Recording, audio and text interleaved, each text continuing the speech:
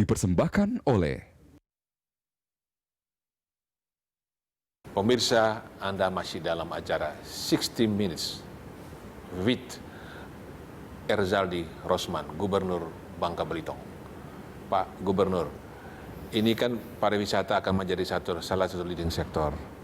Nah ini kalau saya dengar-dengar lebih hebat Belitung daripada Bangka ya? Oh ya, itu ya.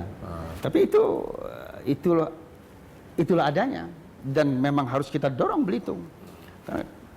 Tapi kan kita banyak juga potensi-potensi lain. Jadi spot-spot ini juga nggak kalah ya? Nggak kalah. Tapi katanya di sana lebih bersih karena Lebih di sana bersih, tidak ada ya. penambangan timah di laut katanya. Betul, ya. Mereka jaga. Dan sudah di-stopkan di sana. Stop ya. Dan ini harus kita jaga betul.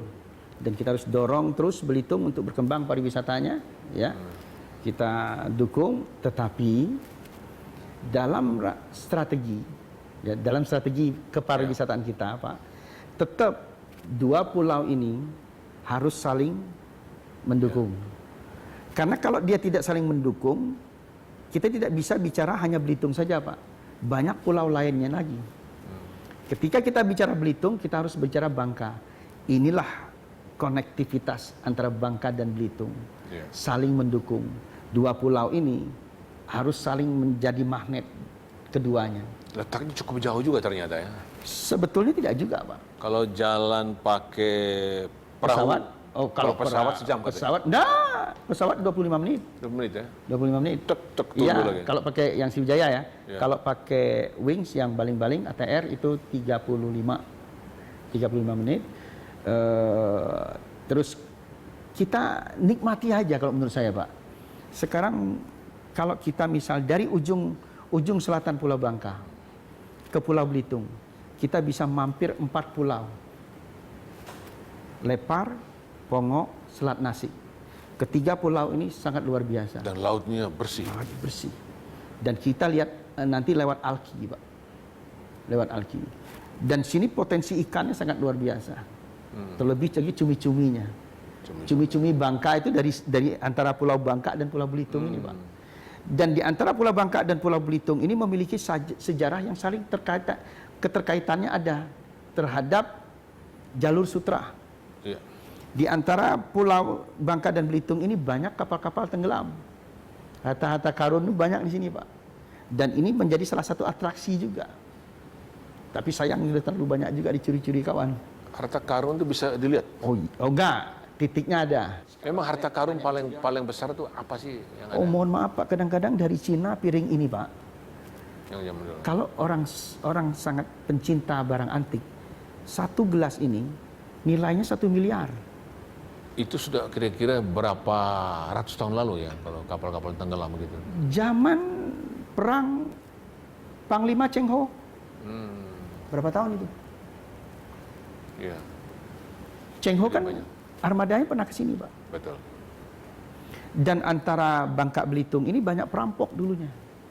Dan katanya di sini juga tempat perampok ya Perampok zaman dulu ya. zaman dulu. Sekarang Strategis. enggak. Ya, karena letaknya strategis. Iya. Dia di Alki 1. Nah, itulah tadi yang saya bilang Raffles tadi. Iya. Nah, pariwisata andalannya adalah destinasi alam ya, yang Destinasi indah alam, ya. iya. Provinsi kepulauan. Ya. Tapi selain itu apa? Daya tarik yang lain. Kalau kuliner barangkali oke. Tadi Kuliner saya sangat oke. 3-4 kali makan Ya. luar biasa. Ya. Kuliner. Terus kita akan mengarah ke Agrowisata. wisata. Ya. Agrowisata ini kita sudah mencanangkan Duren Estate. Dua komoditi duren ini, dua tipe duren yang kita kembangkan, Jumasi sama Super Tembaga. Super dua ini, insya Allah sudah mulai bergulir sekarang. Dan kebanyakan wisata ini adalah wisata alam. Nah, kita mempunyai strategi wisata alam ini, bagaimana kita memperkuat kelompok-kelompok masyarakat untuk menciptakan wisata alam, sekaligus mereka menjaga alam. Misalnya saya ambil contoh, hutan lindung bakau, mangrove. Mangrove ini dulu kita adu cepat nih Pak sama penambang. Kalau nggak penambang, ya nelayan yang harus kita dorong. Sekarang terjaga. Sekarang terjaga. Ya, saya sudah lihat Ya, kemarin. karena ya Bapak mungkin sudah Ya, lihat sudah. Kurau. Kemarin sempat mau dikunjungi oleh Pak Presiden. Kurau, salah satu kurau ini Pak, kalau kita kalah cepat, dirambah lagi sama penambang.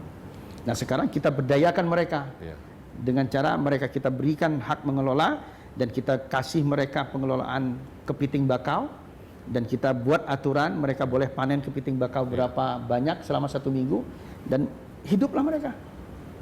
Lalu agrowisata juga lada ya? Lada. Kebun lada ya? Lada. Saya udah kesana juga. Lihat Lada kebun ini sangat unik sekali dan sekarang kita sangat tertantang bagaimana kita mengelola lada ini agar nilai tambah petani bisa lebih baik karena kita tersaingi oleh Vietnam. Vietnam dulu tidak ada. Dulu tidak ada. Dulu Vietnam belajar sama kita. Sekarang mereka nanam. Sekarang mereka nanam dan menjadi trader. Nah ini salah kita. Itu trader ya. Keunggulan mereka trader. Trader. Mereka selalu menstok barang dan impor lada mereka terbesar dari Bangka Belitung.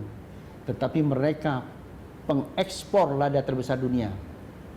Nah sekarang saya sekarang udah membuat tagline sama eksportir kita. Jangan lagi mengekspor lada ke Vietnam. Dan kalau bisa kita keluar saja dari IPC. IPC itu International Paper Community. Kan tidak ada manfaatnya. Masa mereka menentukan lada kita, harga lada kita. Nah, saya sudah katanya bikin. lada Bangka Belitung ini terbaik di dunia. The best. Tapi harganya Vietnam yang ngatur. Vietnam yang ngatur. Karena apa? Lada Bangka Belitung dicampur sama lada Vietnam. Jadilah dia lada Vietnam. Dibikin made in Vietnam. Iya. Kemudian juga, jadi ini leading sektornya adalah pariwisata, juga agribisnis ya, pertanian.